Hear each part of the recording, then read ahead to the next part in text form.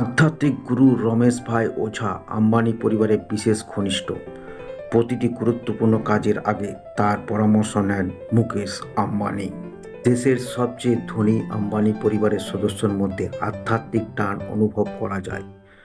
ভিন্ন পূজার্চনা, দান পুণ্যের মাধ্যমে থাকতে দেখা যায় আম্বানি পরিবারের সদস্যদের। আবার এক আধ্যাত্মিক গুরুর ভক্তও এরা। জানা যায় তার পরামর্শ ও মঞ্জুরি ছাড়া মুকেশ আম্বানি কোনো সিদ্ধান্তই নেন না। ভাবছেন কে এই গুরু, যার পরামর্শে শিরোধার্যের করে রাখেন মুকেশ আম্বানি? তিনি রমেশ ভাই ওঝা। ভাইশ্রী মহারাজ নামে খ্যাতি তিনি। শোনা যায় আম্বানি ভাই অর্থাৎ মুকেশ ও অনিল আম্বানির মধ্যে চলতে থাকা সম্পত্তি বিবাদে মীমাংসা করেছিলেন উনি।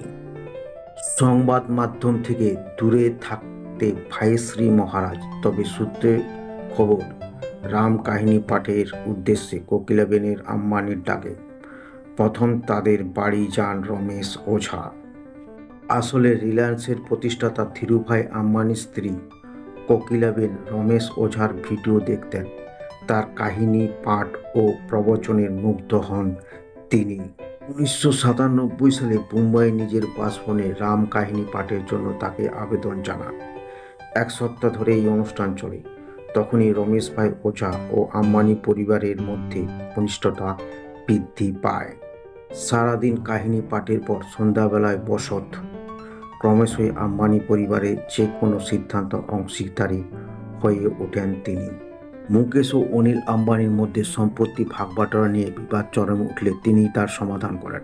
আবার জামনগরে রিলায়েন্স যখন রিফাইনারি স্থাপন করেন তখন তার উদ্ঘাটনও করেছিলেন ভাইশ্রী মহারাজ। আবার রাধিকা মার্চেন্টের আরাঙ্গোত্তম অনুষ্ঠানে দেখা গিয়েছিল এই আধ্যাত্মিক গুরুকে। এই অনুষ্ঠানে জিও ওয়ার্ল্ড সেন্টারে পৌঁছে তাকে স্বাগত জানানোর জন্য এগিয়ে আসেন স্বয়ং মুকেশ আম্বানি ও অনিল আম্বানি।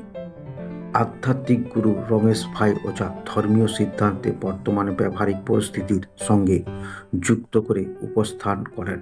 তার প্রবচনে আধুনিকতার ছোঁয়া স্পষ্ট লক্ষ্য করা যায়। আম্বানি পরিবারের সদস্যদের উপর তার প্রবচনের বিশেষ প্রভাব দেখা যায়। যে কোনো গুরুত্বপূর্ণ সিদ্ধান্ত নেওয়ার আগে ভাইশ্রী মহারাজের সঙ্গে পরামর্শ করতে ভোলেন না মুকেশ আম্বানি।